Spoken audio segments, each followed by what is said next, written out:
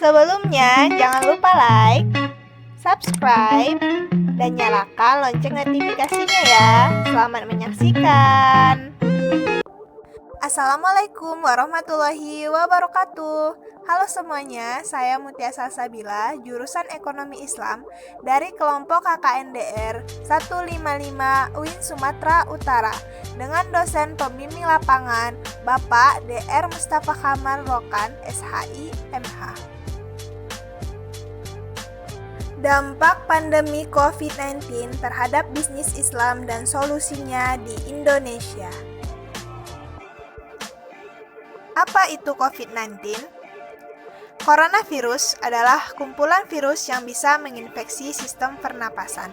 Infeksi virus corona disebut COVID-19 dan pertama kali ditemukan di kota Wuhan, Cina pada akhir Desember 2019. Virus ini menular dengan sangat cepat dan telah menyebar ke hampir semua negara, termasuk Indonesia, hanya dalam waktu beberapa bulan. Hal tersebut membuat beberapa negara menerapkan kebijakan untuk memperlakukan lockdown dalam rangka mencegah penyebaran virus corona. Di Indonesia sendiri, diberlakukan kebijakan pembatasan sosial berskala besar atau PSBB untuk menekan penyebaran virus ini. Merebaknya pandemi COVID-19 yang berasal dari Cina ini tidak hanya mengancam jiwa manusia, melainkan juga mengganggu berbagai aktivitas ekonomi dan bisnis. Tak terkecuali aktivitas ekonomi dan bisnis syariah. Pandemi ini memberikan beberapa dampak, diantaranya: pertama, turunnya permintaan terhadap produk-produk bisnis syariah. Di tengah merebaknya COVID-19, tingkat kunjungan wisatawan asing dan domestik merosot drastis.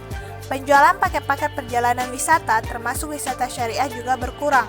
Biro-biro perjalanan umroh bahkan harus menanggung kerugian yang cukup besar. Kedua, begitu juga dengan gangguan rantai pasokan yang kemungkinan akan terjadi karena berlakunya pembatasan aktivitas luar rumah di sebagian wilayah strategis di Indonesia. Perubahan ketenagakerjaan juga terjadi karena berlakunya working for home, pengurangan sebagian jam kerja, atau dalam kasus terburuknya adanya pemutusan hubungan kerja atau PHK. Ketiga, terhambatnya realisasi penanaman modal.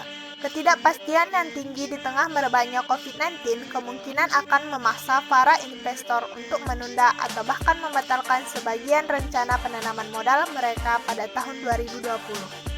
Untuk menghadapi dampak penyebaran COVID-19 terhadap aktivitas ekonomi dan bisnis syariah di Indonesia, maka beberapa solusi perlu dilakukan, diantaranya: karena di masa pandemi ini banyak masyarakat yang tidak bisa bekerja atau terkena PHK, maka mereka yang usahanya tutup dapat mencoba bisnis baru yang efisien dilakukan di masa pandemi ini. Di antaranya, 1. Usaha catering harian. Kedua, usaha empon-empon. Ketiga, yaitu usaha masker. Keempat, menjual makanan beku. 2. Dalam menjalankan bisnis di masa pandemi ini, sangat perlu untuk memperhatikan protokol kesehatan supaya tidak mempercepat penyebaran virus. Protokol kesehatan tersebut diantaranya: yang pertama, memakai masker, dan yang kedua, menjaga kebersihan diri dan lingkungan seperti rajin-rajin mencuci tangan dengan sabun.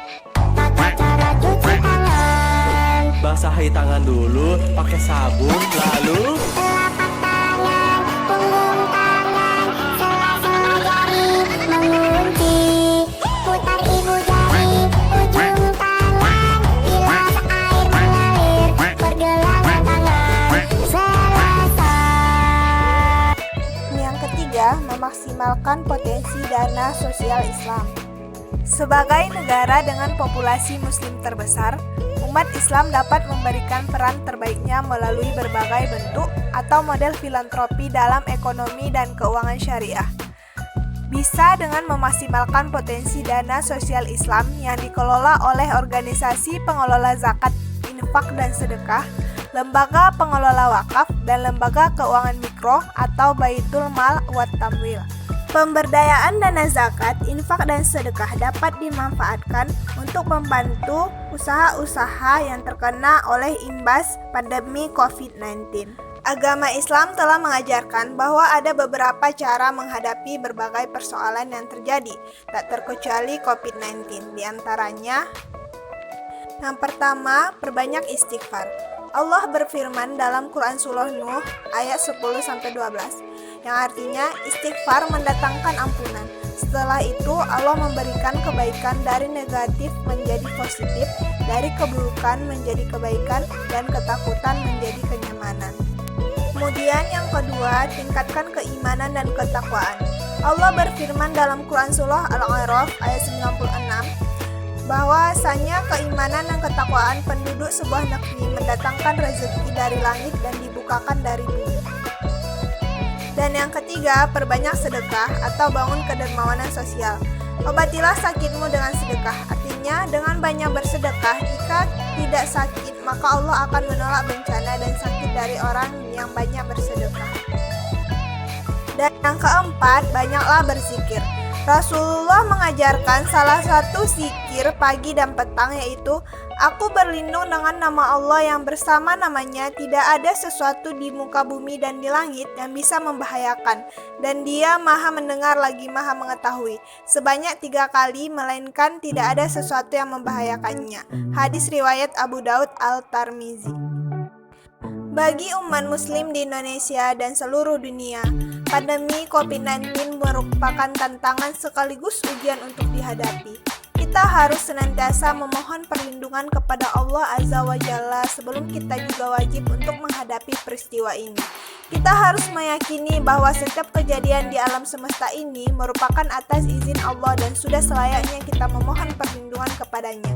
Semoga wabah COVID-19 ini dapat segera diatasi agar perekonomian Indonesia dapat kembali berjalan normal seperti sedia kala. Demikian yang dapat saya sampaikan. Jika ada kesalahan mohon dimaafkan, dan terima kasih kepada yang telah menonton video ini. Semoga bermanfaat ya teman-teman. Assalamualaikum warahmatullahi wabarakatuh.